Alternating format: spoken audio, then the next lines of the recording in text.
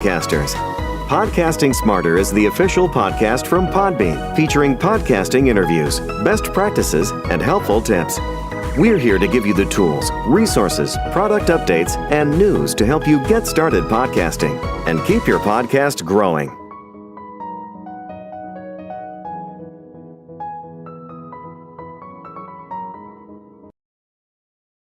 Hello, and welcome everyone to our July live stream for Podcasting Smarter. My name is Norma Jean Belenke. I'm the head of events here at Podbean, and we are so excited to chat with you today.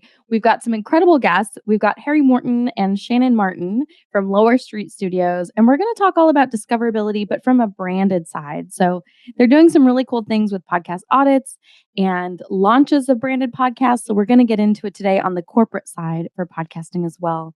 I'm going to read a brief intro and then we'll jump in and get started. So welcome back, everyone, to Podcasting Smarter and our July live event, Branded Podcasting, Amplifying Your Brand's Voice with Lower Street Studios, with Harry Morton and Shannon Martin of Lower Street Studios, as we speak about how to increase your brand's podcast discovery. For those of you who may be joining us for the first time, Podcasting Smarter has live stream sessions like this one with top podcasters and industry experts. We also have exclusive recorded episodes on the Podcasting Smarter podcast. This is the second event in our Summer of Discoverability series, where we're bringing you experts, best practices, and tips for how to grow your podcast, whether you're an independent podcaster, brand, or enterprise-level organization looking to get into podcasting. Make sure to check out last month's live stream with Russ Moore of Pacific Content and our upcoming August live on discoverability for indie podcasters. Podcasting Smarter is brought to you by Podbean. We're a podcast hosting and monetizing platform and home to over 640,000 podcasts. To start your podcast, head over to podbean.com today. And now we'll jump in and get started. Hi, guys. How's it going? Very good. Thanks for having us. We're so excited to chat with you today. So first off, tell us a little bit about Lower Street Studios and the work that the company creates. So Harry, do you want to kind of start us off? Sure. Yeah. Thank you. Lower Street, we are a branded podcast agency. I'm based here in the UK, as you can probably tell, but we're a fully remote outfit, much like Podbean. Shannon's in Spain. We've got many of our producers over in North America as well. And as you said, we're producing shows specifically for brands, a lot of Fortune 500 companies and smaller, SMEs as well. And really, I guess what we're focused on is trying to help brands to tell really interesting stories. I think what we've seen is a couple of years of an explosion in not just podcasting, but branded podcasting specifically. And I think what that means for a lot of brands is that there's just an enormous amount more competition in terms of the shows being produced than there ever have been before, which is a wonderful thing, by the way. That's just a sign that there is a ready and willing and keen audience there. But what I think it means when we're starting out in podcasting for the first time is it's probably much harder to sort of stand out amidst all of those other shows that exist. And so I think a lot of the work that Shannon and the team and I are really focused on is how do we tell those slightly more compelling stories and sort of try to encourage folks to move away from the tried and true sort of format of two smart people talking for 30 minutes and think about how can we kind of build that into something a bit more impactful, a bit more engaging. And so that's some of the work that we do. Yeah, absolutely. And Shannon, I also wanted to ask you, in terms of the scope of branded podcasts these days, like Harry was saying, it's not just two, smart people and a mic. But, what generally is the scope of branded podcasts these days? Because we're seeing some real creativity, right? It's not just, brands sponsoring things or infomercials. There's a lot of really creative shows that brands are partnering and sponsoring and creating these days. So tell us a little bit about the scope there.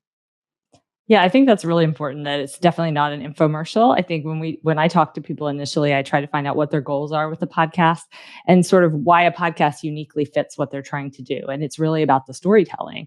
And, there's a lot of other forms of marketing that they can and are doing, but why a podcast? It's about the conversations, it's about the stories.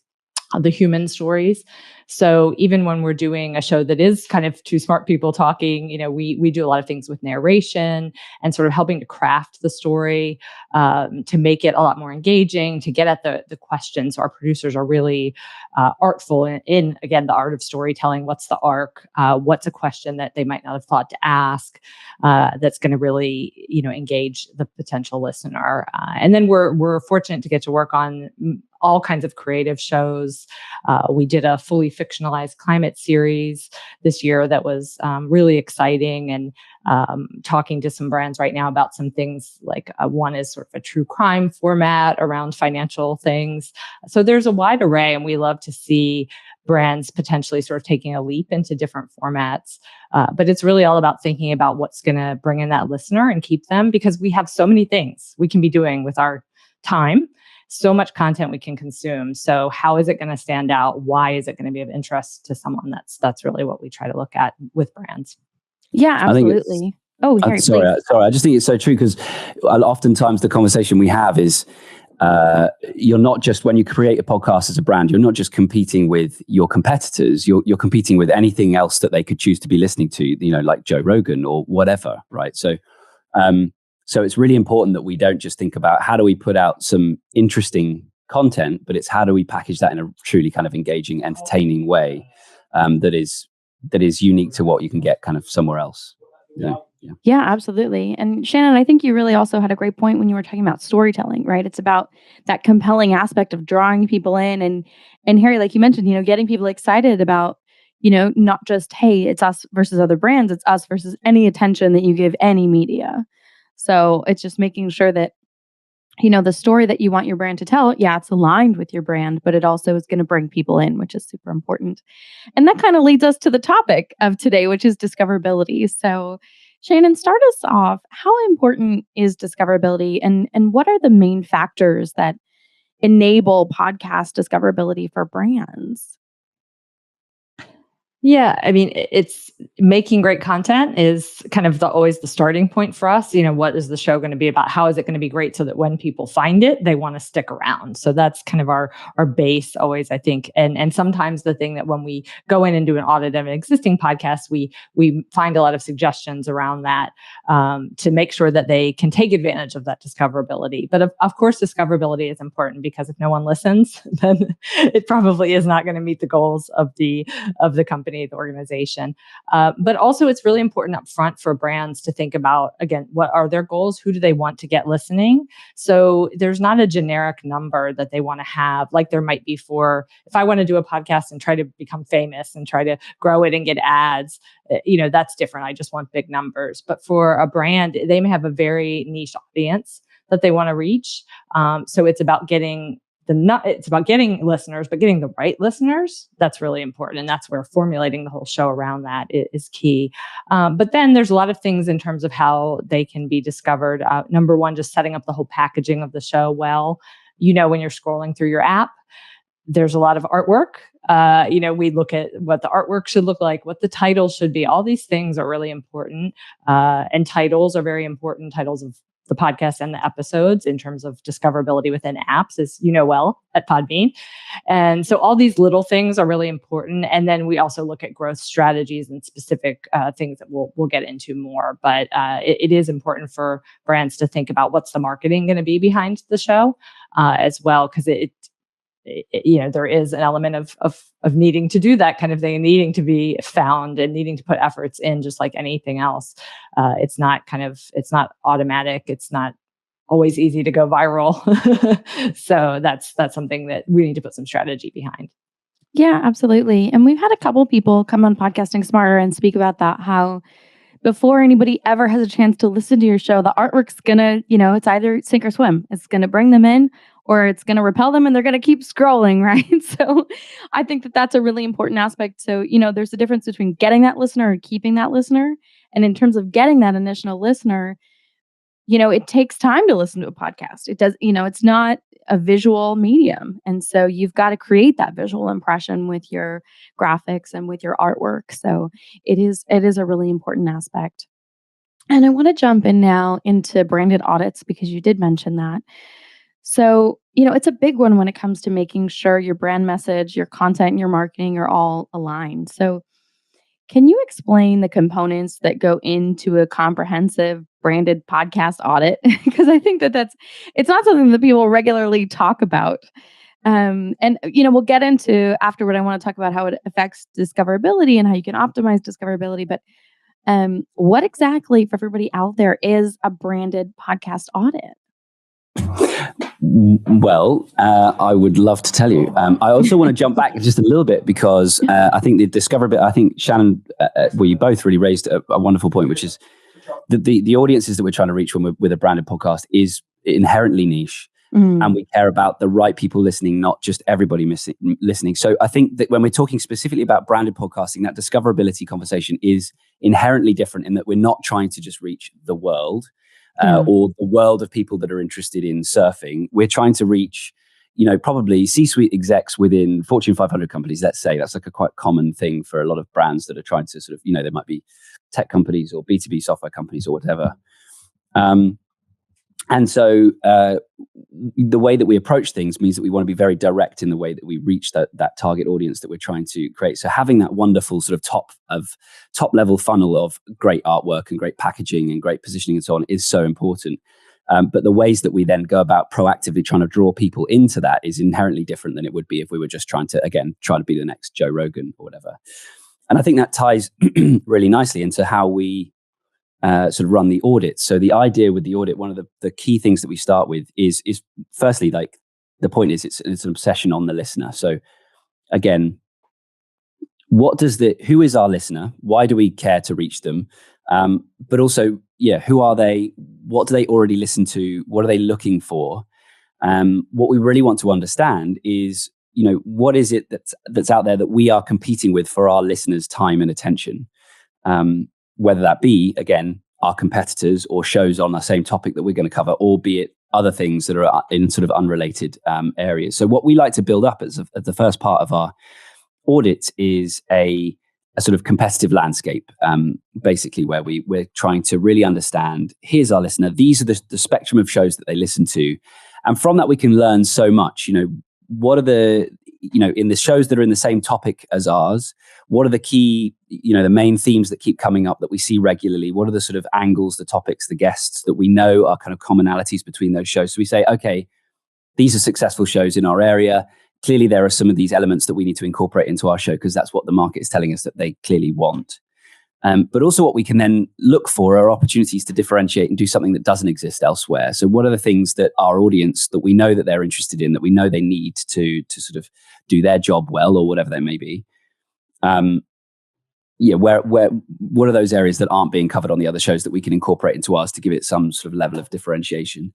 And then we might learn from shows that are completely unrelated, like underwater basket weaving podcasts or something. We can go, okay, so there's this element that's common between our listenership that maybe that can inform subtly the way that we think about producing our show. And so, as Shannon mentioned, you could create a branded true crime podcast. You could create a fictionalized show set in the year 2050. And these sorts of kind of creative decisions could be informed by the sort of competitive landscape that we build up around the show. So, yes, I could continue on. I'm conscious I've been speaking for a long time, but I think that's the cornerstone of our audit, is really understanding what are we competing with, and therefore what do we want to change about the show that we've created, or create where a show hasn't existed before. Yeah, absolutely. And I think honing in on the niche is a really big part of that, right? Like you were saying, you're not necessarily after everyone who's ever going to listen to a podcast. You're after, like you were saying, maybe it's going to be C-suite executives of Fortune 500 companies. Maybe it's going to be underwater basket weaving listenership. So I think that's a really good aspect. Shannon, can you weigh in as well in terms of what are kind of the brick and mortar of an audit? When a client comes to you guys, or when you're working with a client, what does that look like? Yeah. So as Harry said, starting with the listener and identifying that is really important. I think one of the things that it's kind of like a summation, I think, of what Harry said in a way, is that what we want to do is create a podcast that is for the listener. We want to create a podcast the listener wants, which isn't necessarily what the person that's coming to us at Lower Street wants, or what Shannon or Harry wants, out of our podcast, we're probably not that target market. So really understanding them is so important. And basically, as far as the packaging of kind of, okay, what is an audit exactly?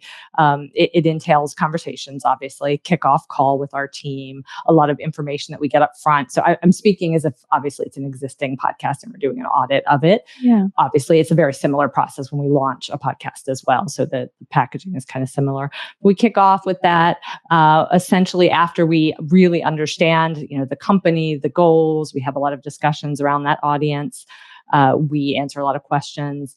The team goes back and does this competitive landscape analysis, this research. So it's, again, very research based, not just us all kind of thinking, guessing, right. What right. might be. It's not a guessing game. Right. Right. Exactly. And then with the creativity, obviously, of our production team to say, based on that, here's recommendations, here are best practices. And we are looking at then, we're basically doing a sort of a full sort of presentation of all of the recommendations that come out of this discussion and this research that we do. And it can be everything from all the pieces of the packaging of the show. So artwork, titles, how are they doing their descriptions, and opportunities, and then obviously growth strategies, organic growth, what they can be doing better with their social media and their guests, all of that, and then also potentially paid campaigns. So it's pretty comprehensive in terms of all the things we might look at: production tooling, just how they're recording,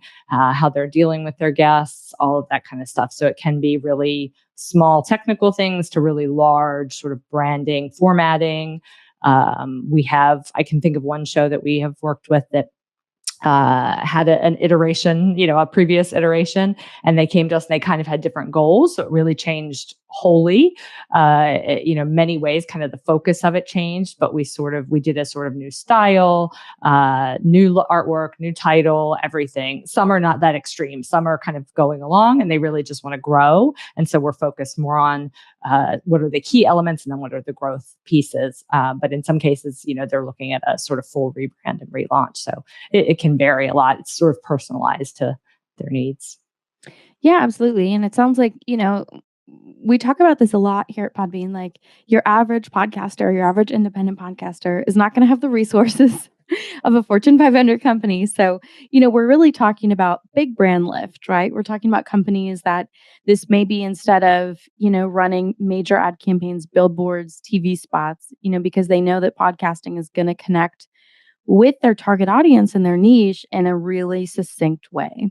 So that's really kind of what we're talking about here. And when you think about, how much information are they gathering? It's like full market research, right? So it's really important to remember that. And a lot can go into that, especially today in terms of statistics that we're able to gather, focus groups, all that kind of stuff. So I think that that's a really important aspect. And it even can come down to specific things, right? Like the color of your artwork, or, specific keywords in your title or description. So, there's a lot of very succinct specifics that maybe feel a little bit detailed, but can make a huge difference on the aggregate level. So it's an important consideration. And Shannon, can you kind of tell us next, pivoting in terms of, all these different factors that go into what makes people want to click on a show or listen to a show or subscribe or share it with their friends, because word of mouth is the largest podcast discovery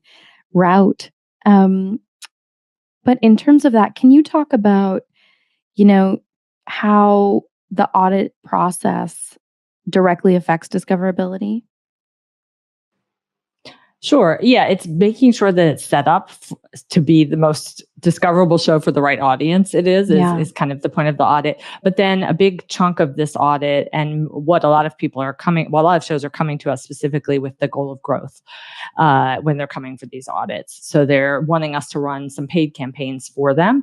So a big part of the focus is on that growth, and it might be the paid campaigns if they're doing that with us, which again most of these are, but also it's the organic growth piece. So it's again, how how are they promoting the show? And I guess we'll probably get more into some of the types of campaigns we run and all of that. But the marketing of the show and the potential spend and or organic, is also really important, because sometimes the other piece that the show hasn't done up until that point is they've only grown through what word of mouth they've had, and maybe it's not been as much as they expected. Now they really want to do a boost. They want to grow. Maybe they have set it up pretty well. They feel pretty comfortable with how the show is going and the production and all of that. And then we further that with the audit, but then now they want to, take it to another level. So with all the competition out there, getting them in front of the right people and getting it some exposure is kind of the next step that we go to and look at there, because it's often the marketing folks that are involved with the podcast, and they're very used to digital marketing, but they're surprised that, wow, our typical digital marketing is not really getting us where we want with the podcast. And, and I knew this from my work at Podbean and further now with Lower Street, that a lot of those kind of standard social media marketing and those kind of things don't necessarily have a big impact on podcasting. So we have to look at some other strategies. Yeah, absolutely. And this is something we talk about all the time at Podbean. Podcast listeners are listening to podcasts, and we'll get into kind of the specifics of podcast promotion in a little bit, which is, pod. But it's something where, and I want to talk about the specific tools and strategies that, you implement for podcasts. And, in terms of discoverability and creating a strategy, you guys do this kind of in several ways, right? You do it upon launch. A company will come to you guys. They'll say like, okay, we want to have a podcast, and you're starting from scratch. There's nothing. You're doing a lot of market research. You're creating the content. And then from there, maybe they come to you and they say, okay, we want to have a full audit. But then I've also heard you speak a little bit about condensed audits for branded podcasts. So can you speak or Harry, can you speak a little bit about condensed audits for branded podcasts and kind of the key elements and what you focus on in terms of assessing a brand's podcast effectiveness, maybe on a smaller scale, or for a show maybe that has launched already that maybe just wants to make some small tweaks or pivot in terms of how they capture their audience? Yeah, I think to Shannon's point, each audit that we do is kind of unique to each show that we're working on. And so there's no one rule. But I would say that typically if we're working with a show who literally just wants to, they don't necessarily want to change too much about their show, but they want to get more listenership, then our audit is going to focus more on that competitive landscape and the sort of development of a strategy to grow their show. Whereas if they are more open to kind of working on the production side and the content itself, then obviously that means that we're going to kind of that audit process is going to be more involved as we get deeper into, okay, what could we change about this content to really make it kind of resonate with our audience better? And I think this kind of ties into what you were saying, Norma Jean, is that most of the listenership growth is going to come through, well, not listenership growth, but the most common way of discovering a new show is through word of mouth.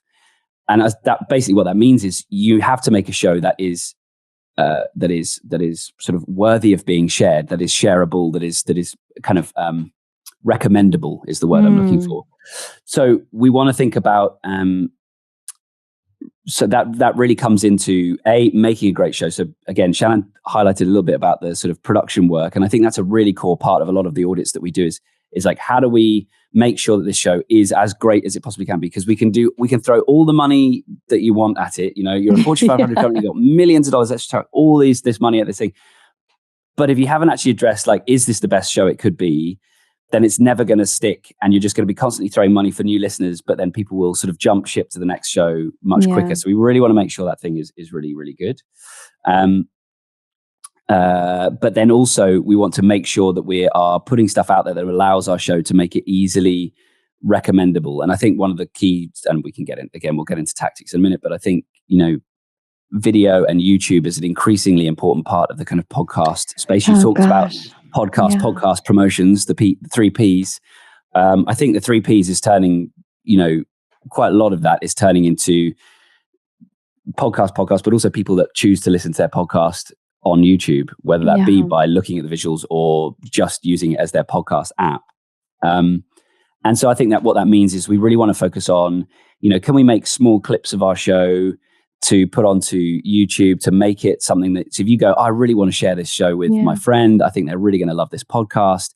Here's a 5-minute clip of them talking about X topic that I know this friend of mine's really interested in that I've just heard on the show. I want to go and share that with them so they can check that out.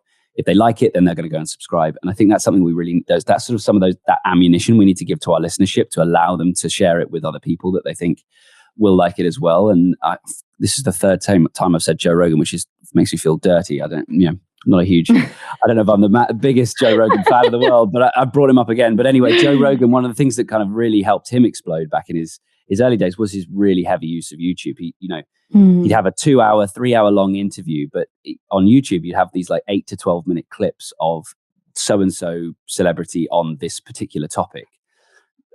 Which made it very, very discoverable in terms of kind of search traffic on YouTube, but also it meant, you've got to check this out. Look at this clip of this guy talking about this thing. So that's something I think we can incorporate as brands as well. Yeah, absolutely. And I mean, video is one of the hottest topics in podcasting today. Sure. Right. Is. And I think there's so much pressure on creators. We have resources here, Podbean on video, and how to make the most of it. And obviously we have auto share with YouTube here at Podbean for hosting and all that good stuff. But it is something where I think everyone's kind of waiting, okay, and YouTube and the video, I want to say listenership, but viewership is growing consistently. And it's a really interesting aspect as well, because traditionally podcasting has been something that's a secondary medium, right? You're maybe driving or washing the dishes or going for a walk. And your listeners are still going to do that, right? But maybe you hook them with a short clip that a buddy sends them, right? So exactly. Yeah, because I don't think when you're on your daily commute, you're not in discovery mode, right? You're not kind of like casually surfing through Apple Podcasts looking for a new show to listen to when you're on your drive. You've already chosen the shows that you're going to listen to at that stage. But I think when you're kind of receptive to discovery, then probably the best medium isn't a link to an Apple Podcast show. The best thing to send somebody is probably a 2 to 5 minute clip of just like a bite-sized chunk that they can go, okay, I get the sense of what this is. Is this for me? Is this not for me? So I think that's something I would encourage more people to think about leaning into. But branded podcasters and podcasters alike. Yeah, absolutely. And you said something really succinct: being in discovery mode as a listener. So I want to talk about that a little bit. Sure.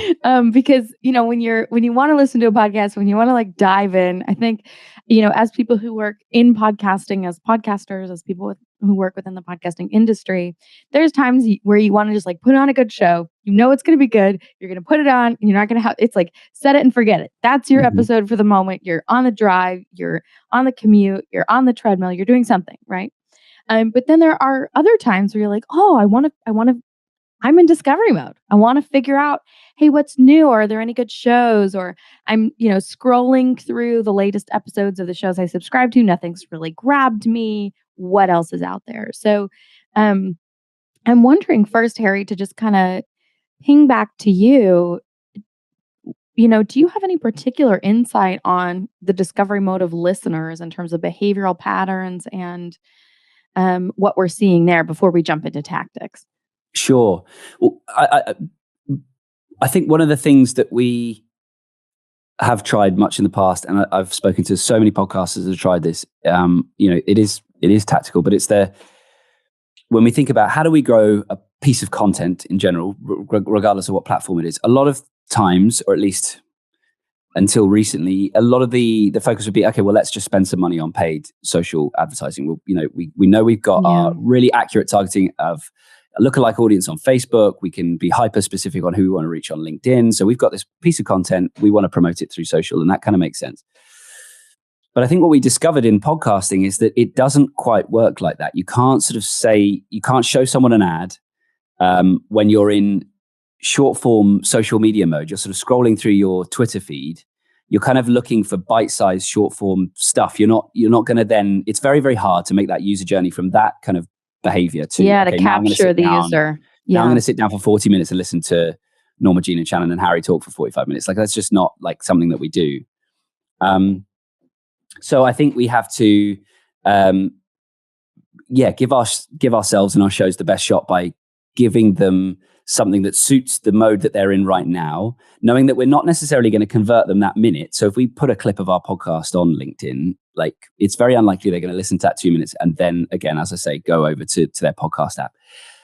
But if we're putting that out on a consistent basis and people hear that show 1 or 2 times, or they are about to set off for their commute and they go, what should I listen to? Oh yeah, I did hear that wonderful clip from so-and-so brand. Let me just plug that in and then I'm going to go listen to that on my drive.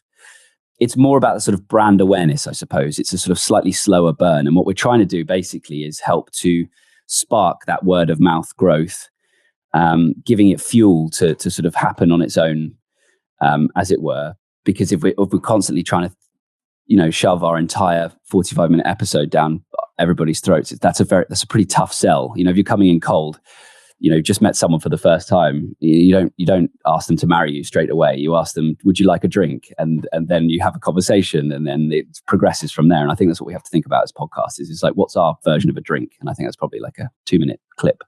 Yeah. And I think also just to kind of piggyback on what you were saying, I think it's something where you want to meet people where they're at. So if they're in scroll mode, what's a scrollable version of your podcast, right?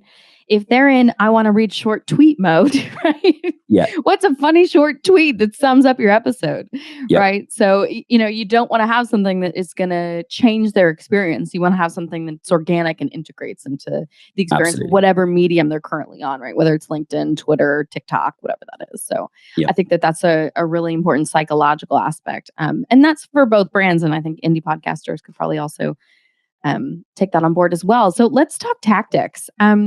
Shannon, start us off because I think, in terms of podcasting growth and discoverability, there's a lot of different things that companies can do. So let's get us started. Okay, great. Yeah. So all the things we've talked about already, are really important, and looking at like the social media strategy, and all of these things that Harry mentioned, I think are really key. And that's really about, the branding, about sort of the wider play, also really about making sure you tap into your community as much as possible. Because, just for a lot of brands, just letting the people that they interact with know that they have a podcast, kind of whether they listen or not, can be a really important result. Yeah. It can be a nice brand. They have a podcast. They're forward thinking. They're talking about interesting things, all of that.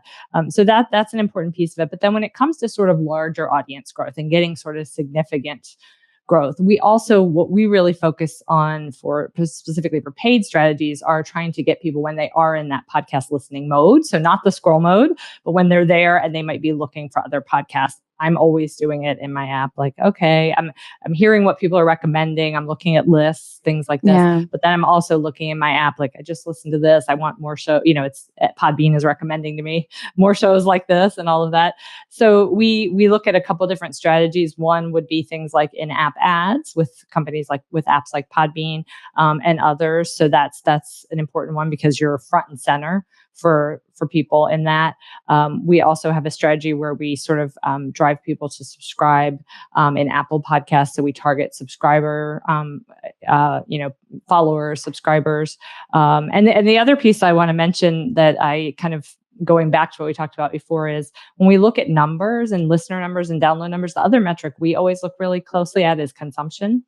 Yeah. Speaking to what Harry mentioned before about having the right show for the right people, we want to see the numbers increase. We want to see those people stick as followers, so that the strategy we use is really trying to get them to follow the show, which means they're self-selecting. So that's really important. But then we also look at what level of the show are they consuming. If they're really if it's not hitting with them, they're going to drop off quickly. So that's important. That's something we look at in the audit. And then when it comes to growth strategies, we also look at PR kinds of things. So pitching for editorial spots in Apple and Spotify, pitching to be covered in podcast recommendations. There's newsletters, there's articles, there's a lot of things. Heavy podcast users, especially, which a lot of these executives, a lot of these target audiences that our companies are looking for are heavy podcast users. A lot of them are consuming more and more and more content. So they're looking for these recommendations. So these are places where we can get them featured and get them, really highlighted what they're doing.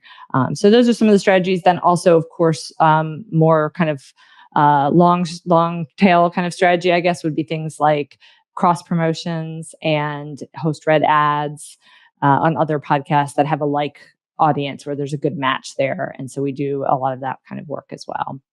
Yeah, absolutely. And I think we touched on this briefly toward the beginning, but it's something where podcast listeners are already listening to podcasts, right? So if you want them to listen to your podcast, they may not be on Twitter or Instagram. They may be on a podcast that, you can buy advertising on, or you can do a feed swap on, or, you can target their audience. So I think that that's a really important aspect. And Shannon, you definitely mentioned in-app promos. So, apps like Podbean's listening app, you can absolutely purchase in-app placement. And it's something where, when you log in and you see the graphic of a show, like we're talking about, you see the artwork and it grabs you. I think that's a really important consideration as well for a lot of brands and companies that are looking to actively engage podcast listenership.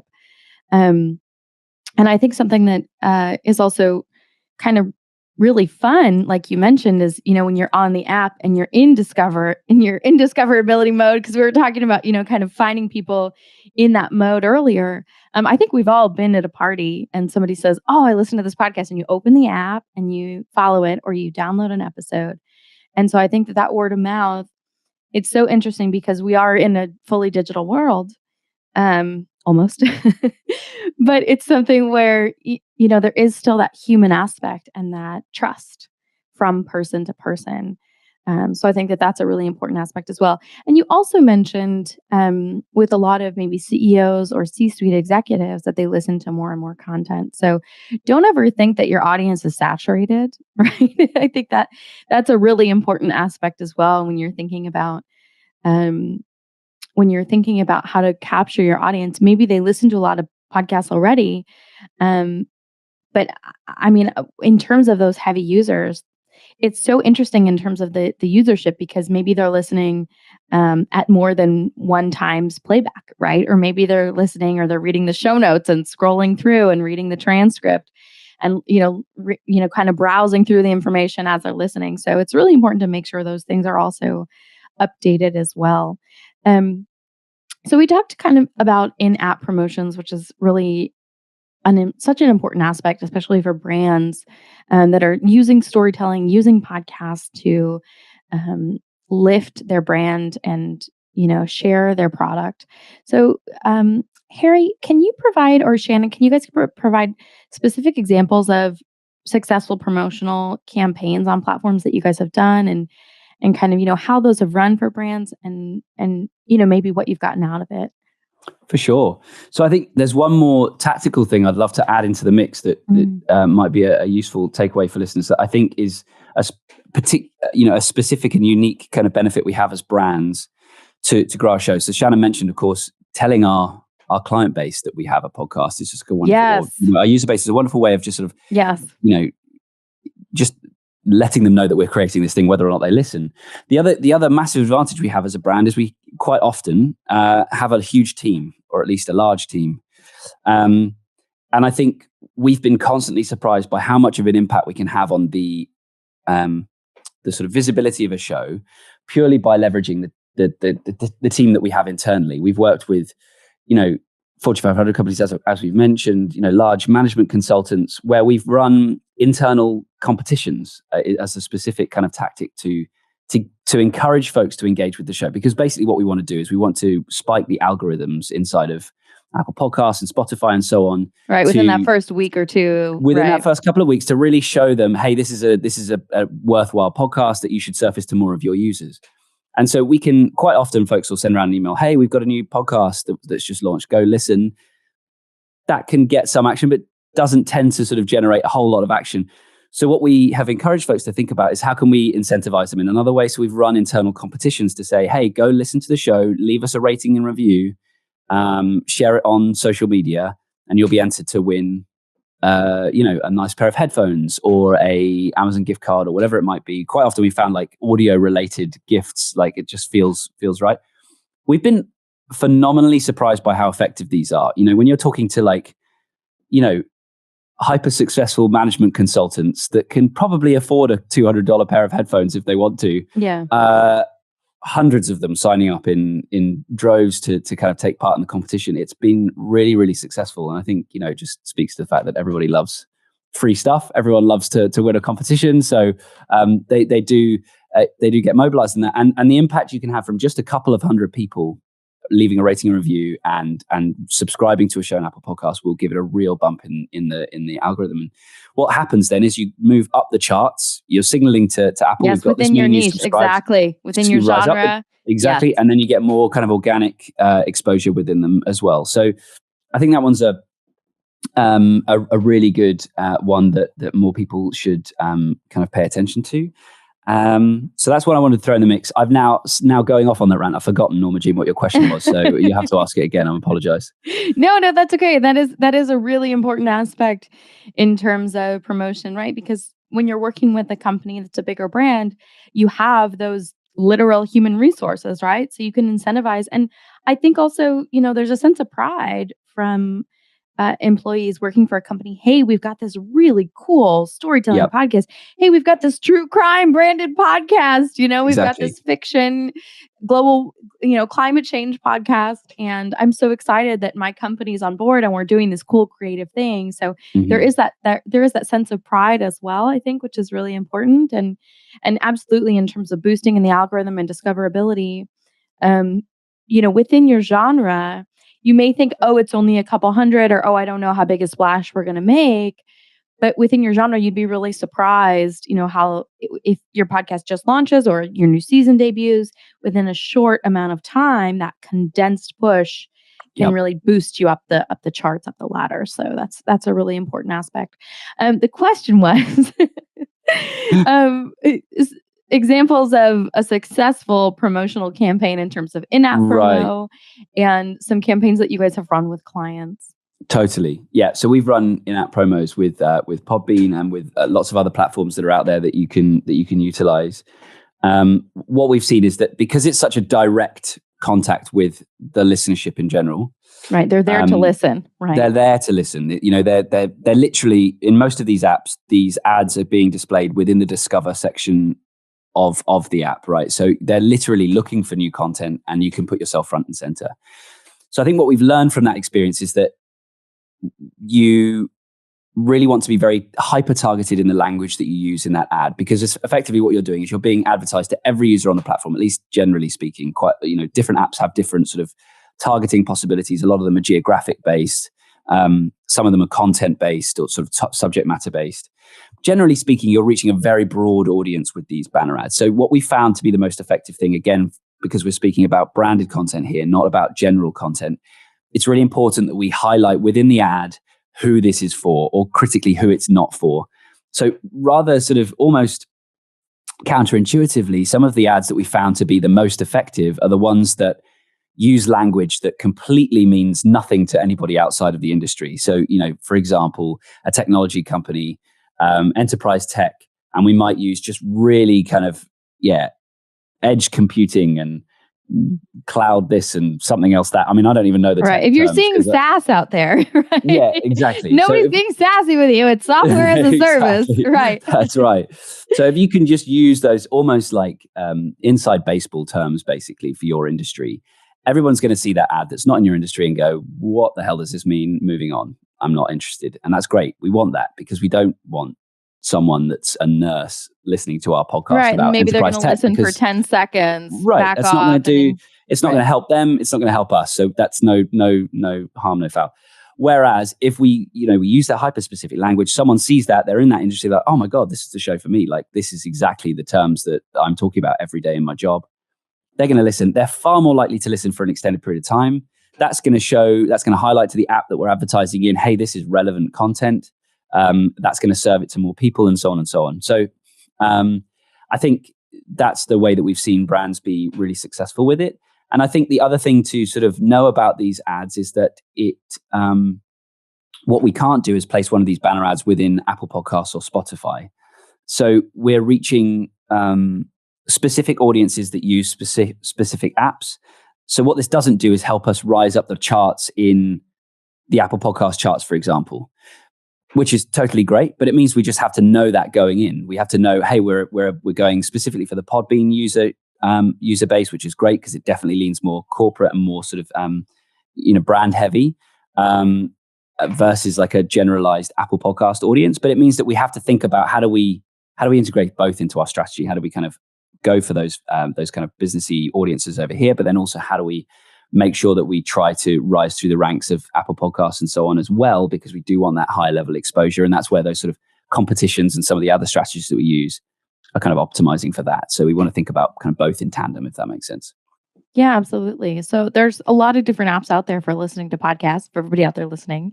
And Apple Podcasts and Spotify don't allow in-app paid promotion, but they do. You can submit, like Shannon was saying, you can submit your podcast for editorial consideration, and then they curate that content. So depending, it's something where, you don't have direct control, but everybody can kind of do their best, which I think is really important as well. And so on the organic side, those are really incredible in terms of packaging, like you were saying, with internal employees on the intranet, doing giveaways, doing contests, ask for rating and reviews, doing in-app promo as well.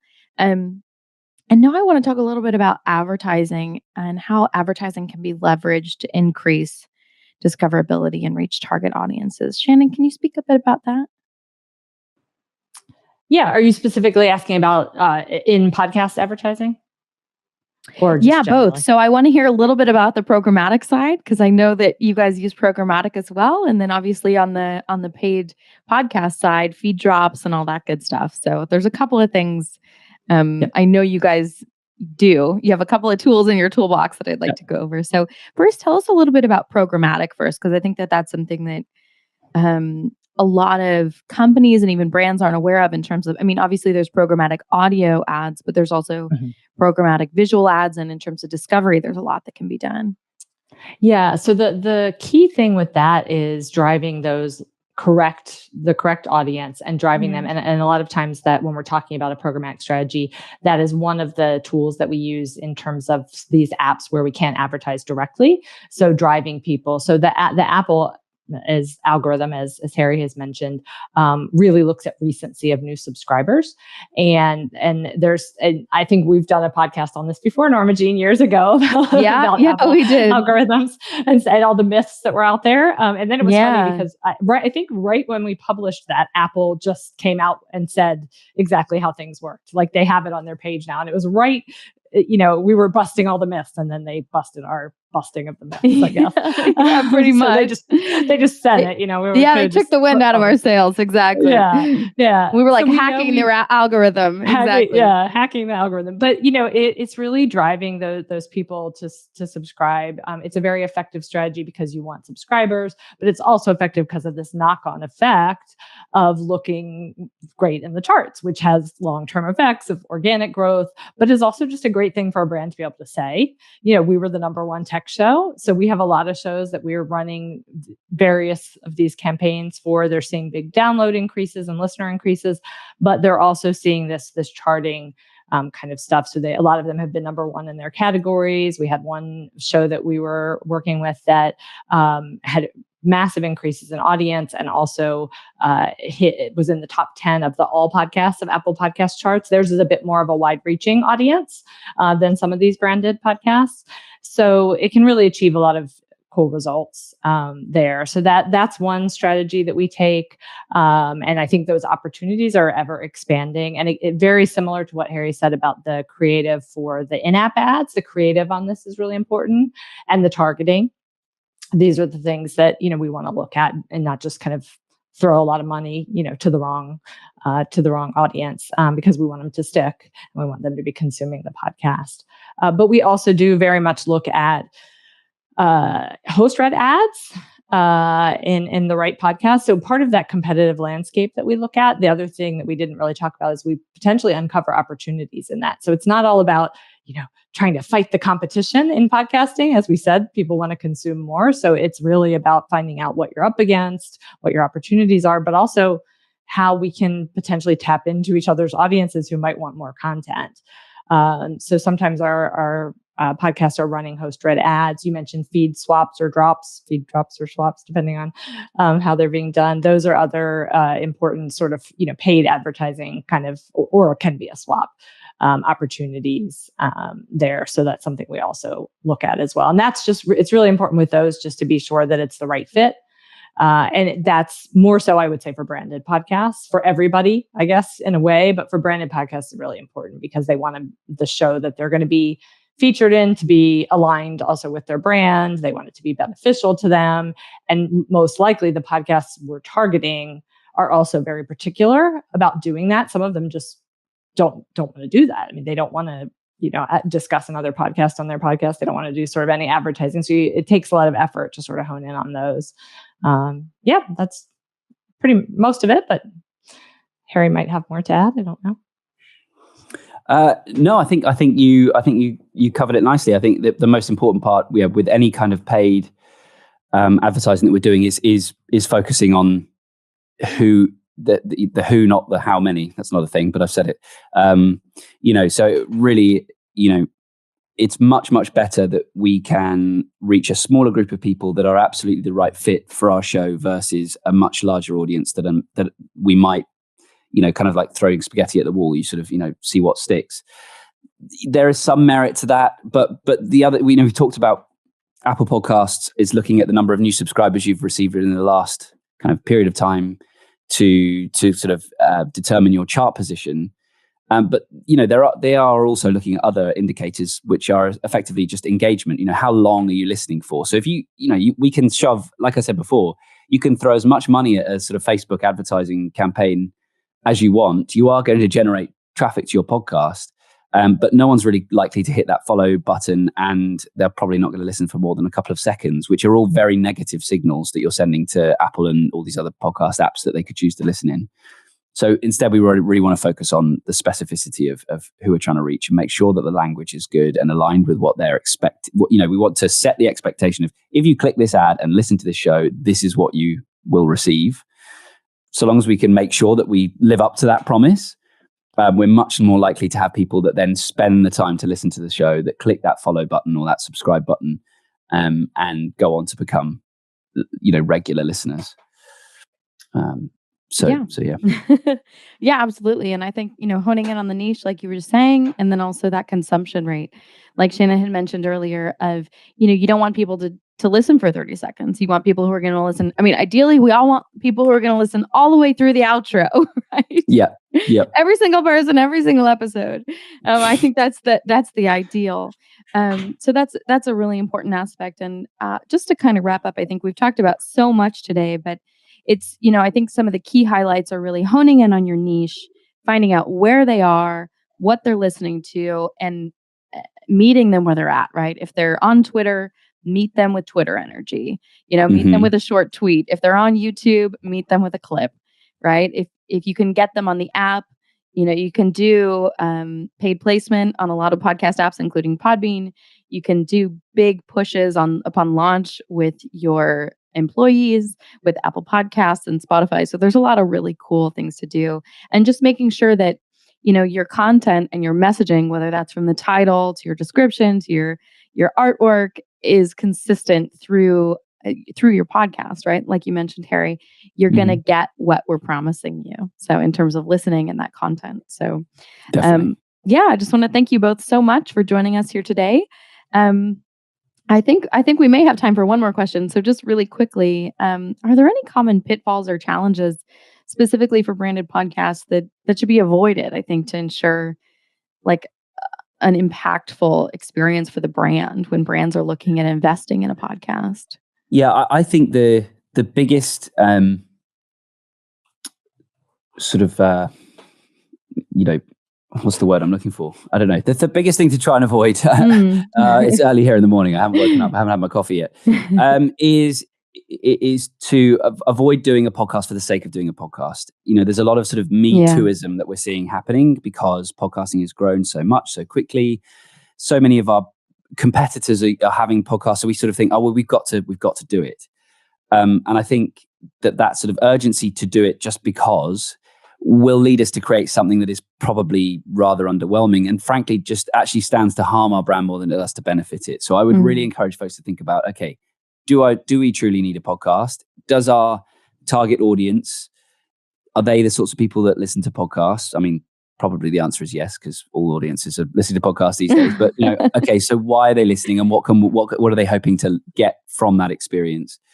Are we in a position to serve them that? And also, what can we do beyond just having two smart people talk for 30 minutes? Because there are fewer and fewer. If we'd started this podcast in this style in 2012, you might have, stood a chance of success. But I think if we sit our CEO down with our COO and have them chat for 30 minutes about the products and solutions that they can offer, we're unlikely to find a particularly engaged or interested audience, because no one really wants to sit and listen to an infomercial.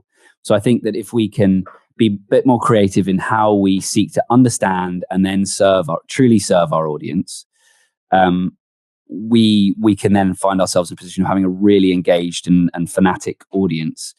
So I think, yes, doing it for the sake of doing it and then doing it in a self-serving way are the two biggest kind of problems that we have. I think, the sort of final point I would make is that really, as a brand, one of the main, really only goals we should have is how can we spend more time with the people that we're seeking to serve?